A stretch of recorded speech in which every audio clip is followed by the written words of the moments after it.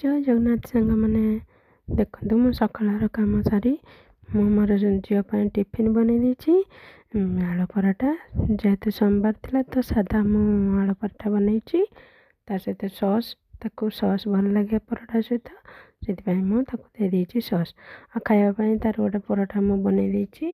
ତାପରେ ତା'ର school bag pack କରିଦେଇଛି। ତା'ର ରୁଟିନ୍ ଅନୁଯାୟୀ ଟିଫିନ୍, ପାଣି ବୋଟଲ ସବୁ ପ୍ୟାକ୍ କରି କୁରା ସାରିବା ପରେ ମୁଁ ମୋ ଝିଅ ଟିକେ ସକାଳୁ ଶୋଇବା ପାଇଁ ଭଲ ପାଏ, ତ ମୁଁ ତାକୁ ସେତେ ପର୍ଯ୍ୟନ୍ତ ଉଠାଇ ନଥାଏ। ମୁଁ ମୋର କାମ ସାରିବା ପରେ ଟିଫିନ୍ ବନାଏ। ଟିଫିନ୍ ବନେଇ ତା'ର ପ୍ୟାକ୍ କରିସାରି ତାକୁ ଯାଇକି ଟିକେ ଉଠାଏ।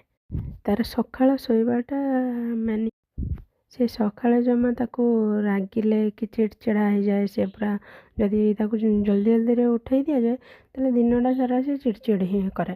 ତ ସେଥିପାଇଁ ମୁଁ ତାକୁ ଜମା ସକାଳେ ଉଠାଏ ନାହିଁ। ତ ଦେଖନ୍ତୁ ସେ କେମିତି ଗେଲା ହେଇକି ଉଠିବ, ମାନେ ଗେଲ ହେବ, ତାକୁ ଧରିବେ, କୋଳରେ ଧରିବେ, ସେମିତି ଆଖି ବନ୍ଦ କରିକି ହିଁ ଯିବ। ତାପରେ ସେମିତି ଆଖି ବନ୍ଦ କରିକି ହିଁ ଯିବ। ବ୍ରସ୍ କରେଇବି ତାକୁ, ବ୍ରସ୍ କରେଇ ସାରିଲା ପରେ ଆସିବ, ଖାଇବ। ଖାଇସାରିବା ପରେ ଯାଇକି ସେ ଆଖି ଖୋଲେ। ତା ଭିତରେ ସେ ଡ୍ରେସ୍ ପଟା ପିନ୍ଧି ପୁନ୍ଧାକି ଜୋତା ପିନ୍ଧିବ, ତାପରେ ନମସ୍କାର କରେ, ନମସ୍କାର କରିକି ଯାଏ। କିନ୍ତୁ ସକାଳେ ଟାଇମ୍ ସେ ଭାରି ଶକ୍। ଦେଖନ୍ତୁ ମୁଁ ହାର୍ବାଲ୍ରେ ଷ୍ଟ୍ରବେରୀ ଫ୍ଲେଭର୍ ଟୁଥପେଷ୍ଟ ୟୁଜ୍ କରୁଛି ମୋ ଝିଅ ପାଇଁ। ଆପଣ କ'ଣ ୟୁଜ୍ କରନ୍ତି ମୋତେ ଜଣାଇବେ। ଯେହେତୁ ଏଇଟା ହାର୍ବାଲ୍ରେ ଅଛି ସେଥିପାଇଁ ମୁଁ ତାକୁ ହାର୍ବାଲ୍ରେ ହିଁ ପେଷ୍ଟଟା ୟୁଜ୍ କରେ। ତାକୁ ବି ଭଲ ଲାଗେ, ତ ନର୍ମାଲ୍ ପେଷ୍ଟ ତାକୁ ଜମା ଭଲ ଲାଗେନି, ପୋଡ଼େ ପାଟି, ସେଥିପାଇଁ। ଦେଖନ୍ତୁ ସେ ଏବେ ସ୍କୁଲ ଚାଲିଗଲା। ତା'ର ସ୍କୁଲ ଯିବା ପରେ ମୁଁ ଗାଧୋଇ ପାଧୋଇ ଆସି ରେଡ଼ି ହୋଇଗଲି। ରେଡ଼ି ହେବା ପରେ ମୋର ଠାକୁର ପୂଜା ପାଇଁ ମୁଁ ଫୁଲ ଅଲଗା ସବୁ ରଖିଦେଲି।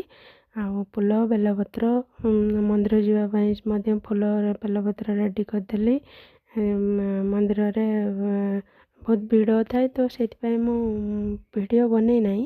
କିନ୍ତୁ ଦେଖନ୍ତୁ ମୁଁ ମନ୍ଦିର ପାଇଁ କ'ଣ ସଜାଡ଼ିଛି। ଚାଉଳ, ଗୁଆ, ଫୁଲ ଆଉ ଗଙ୍ଗା ଜଳ ମଧ୍ୟ ନେଇଛି। ଆଉ ଆମେ ରାସ୍ତାରେ କିଛି ଫଳ କିଣିକି ନେଇକି ଯିବୁ ମନ୍ଦିରକୁ।